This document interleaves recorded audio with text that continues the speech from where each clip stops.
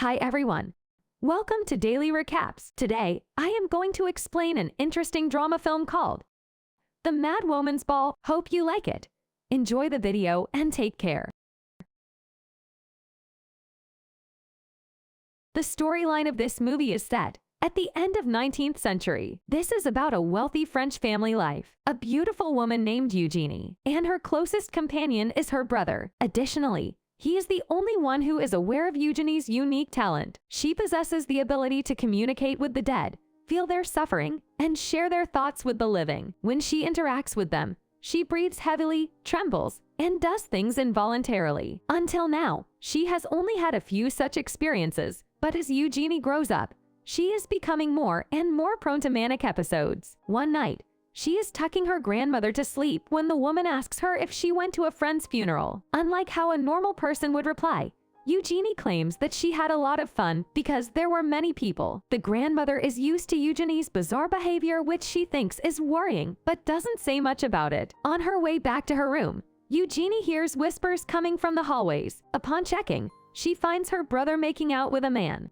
After grinning, she quickly returns to her room. She sneaks into his carriage the next day and asks him to drop her off at the market. When he learns that she is aware of his gay relationship, he still has enough faith in her to know she won't tell their father. Eugenie is not allowed to go outside alone, but her brother cannot protest now that she knows his secret. A while later, she is let off at the market where she enjoys some alone time walking down the street. Then, she enters a cafe and sits across from a man reading a book about spirits. The two exchange glances until the guy introduces himself to her. Eugenie is initially uneasy when he starts flirting, but as a result of his jokes, she eventually feels at ease. She acknowledges that she was looking at the book he was reading rather than at him. The man lends Eugenie the book and requests that she return it once she is finished reading it before she leaves. Eugenie begins reading the book at night and is immediately engrossed. It has chapters about the spirit world, the purpose of their existence, and even about human-spirit interactions. This gives Eugenie a lot of information about herself and what she can do to help the spirits who want her assistance. While she is at it,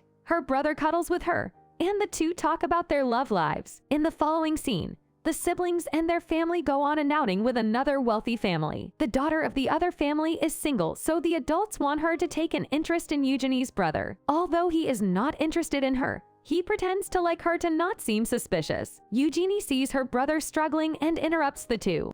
This causes the girl to leave them alone, but turns her disapproval from their father. He has always been less interested in Eugenie because she doesn't fit the description of the rich, snobby girl whose only hobby is extravagance. She is kind and sympathetic to the weak, which her father thinks is a quality of the poor. One night, Eugenie is helping her grandmother brush her hair as her nightly routine. Suddenly, she stops mid-sentence and goes through an intense manic episode. She involuntarily pulls out a drawer and starts making a mess of the things inside before finding a necklace. The grandmother is shocked when everything abruptly stops. Her late husband gave her the necklace, which has been missing for the last 40 years. Years ago, they gave up looking for it because they believed it had been stolen. The woman has always known Eugenie was unique, but after seeing what she is capable of, she is unsure whether this is a good thing. Eugenie responds that her grandfather told her when the woman asks how she knows where the necklace is. She is awakened the following morning by her mother, who informs her that her father is taking her to the store today. Eugenie is excited and unable to notice the sadness in her mother's voice. She naively gets dressed and joins her father and brother in a carriage. Even after noticing the vast change in her brother's behavior, she doesn't suspect anything strange. It is only when her eyes land on the luggage under the seat does she realize they're not just going to the market. She looks out the window and sees a woman staring into nothingness. Two orderlies come to pick her up and forcefully drag her into the building. She begs her father and brother to help her, but both of them remain seated. When she is far enough, her brother starts vomiting out of fear and guilt. Inside, she is stripped naked and checked for any physical injuries or abnormalities. Throughout all this, she protests that she is not insane, but now only the doctors can decide that. Her freedom is snatched away, and her sole purpose becomes to prove that she is not insane while every minute detail of her character is studied. She also has to share a room with many other women, some of whom are actually mentally ill while the others have been falsely imprisoned by powerful men who wanted to get rid of them. The sanest one out of them all is a woman named Louise. She befriends Eugenie and helps her settle in. Although better than the rest of the women, Louise has quite an eccentric behavior herself. The following morning, Louise is taken to be examined by the male doctors of the asylum. They hypnotize her and treat her like a subject to their experiment rather than a patient. When she collapses and begins to tremble as a result of their mistakes, they show no sympathy at all. Only the head nurse Genevieve is on staff who genuinely cares about the patients. She is a good woman who is aware of the doctor's inhumane patient treatment methods, but who is unable to speak out against her employers. A short while later, Louise is visited by Jules, a young doctor who appears to be concerned for her. In actuality, he is a pervert who preys on his patients and lusts after them. He has promised Louise that one day they will get married. Hence, she lets him pleasure himself in front of her. As days pass, Eugenie starts getting more intense episodes. She hides them well and doesn't let anyone know about her power, scared of being experimented upon. But one afternoon, she tells Nurse Genevieve in a moment of weakness. She reveals that she talked to Genevieve's late sister and proves it by saying things that only Genevieve would know. The nurse is shocked, but she still doesn't want to believe her. The following day is the day of her final evaluation. The doctor asks her several questions and makes her admit that she has been seeing spirits again. When he says that she has to be kept in the asylum for longer, Eugenie loses patience and starts yelling at him.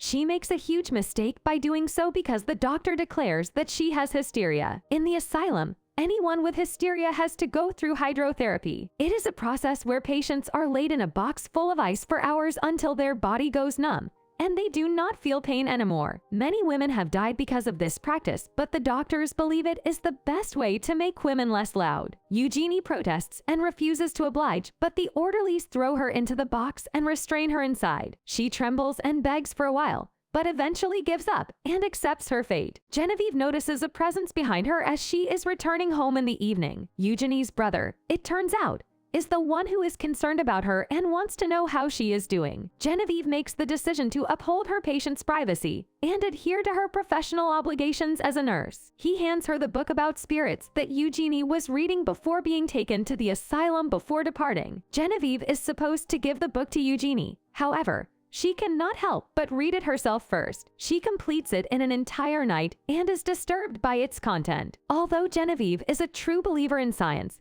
the book makes her register that Eugenie could be telling the truth. Meanwhile, in the asylum, Eugenie is finally let free. She cuddles with Louise to remain warm for the rest of the night, but she hardly gets any sleep. The next day, she is approached by Genevieve, who wants to communicate with her late sister. She offers Eugenie the book and a chance to meet her brother if she agrees to help her. Eugenie says a meeting with her brother is not enough.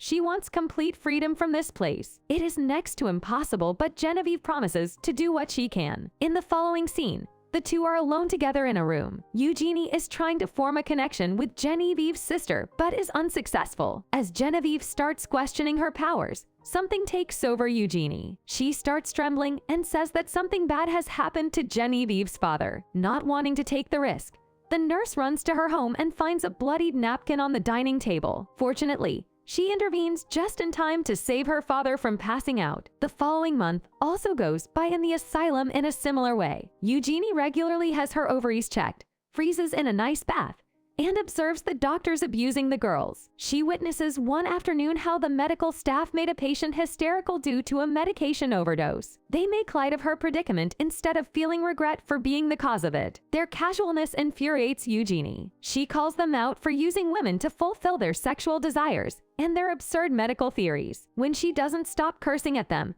she is sent into isolation under a different nurse named Jean. She is sadistic and treats the parents like toys, much like the male doctors. Eugenie is kept in a tiny room with only one window that remains closed most of the day. Inside the room, she hears the voices of many spirits who have died there. It is terrifying to her and she begs and cries to be put somewhere else, but Jean doesn't care. As days pass, Eugenie gets more and more scared. Jean only gives her a minute of sunlight and closes the window for most of the day. She eats leftover food and loses sleep because of all the noises. As a result, her health deteriorates rapidly. Jean enters the room one afternoon and makes fun of her. Eugenie observes the nurse munching on some delectable food while remaining silent. She then unexpectedly sees Jean's deceased mother and learns that she too passed away in the same room after Jean mistakenly admitted her to the asylum. The nurse remains unfazed by the information and doesn't regret killing her mother. But then, Eugenie brings up the topic of her child's death. It is revealed that Jean's mother murdered her child, which is why she killed her. Before strangling Eugenie,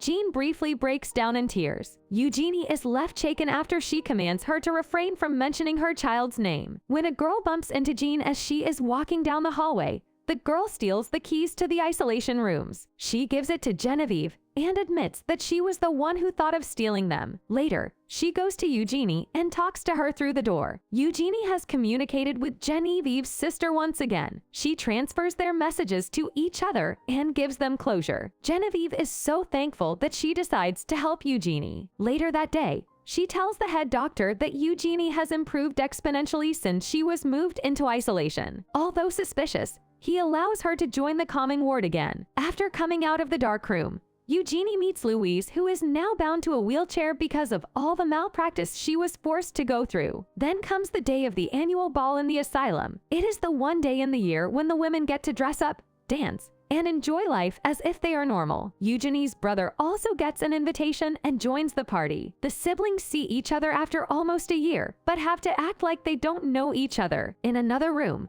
the doctors flirt with the women and take advantage of their authority. Louise is also approached by Jules, who uses his same old promises to make her consent to whatever he wishes. Meanwhile, Eugenie and her brother make a run for it through the front gate. Jean comes close to catching them, but the other women save them by restraining her. Following that, the women lose control and begin assaulting the doctors. Louise finally teaches Jules a lesson by strangling him to death. Genevieve refuses to accompany Eugenie outside, preferring to stay with the other women who require her. The scene cuts to a few months later. Eugenie lives on the coast of France, far from everything she has ever known. She is really happy and satisfied for the first time in her whole life. Then, there is a Genevieve who has been also admitted to the asylum. She is at peace with herself and her current situation, especially knowing that her late sister is in a better place now. That's all from the film.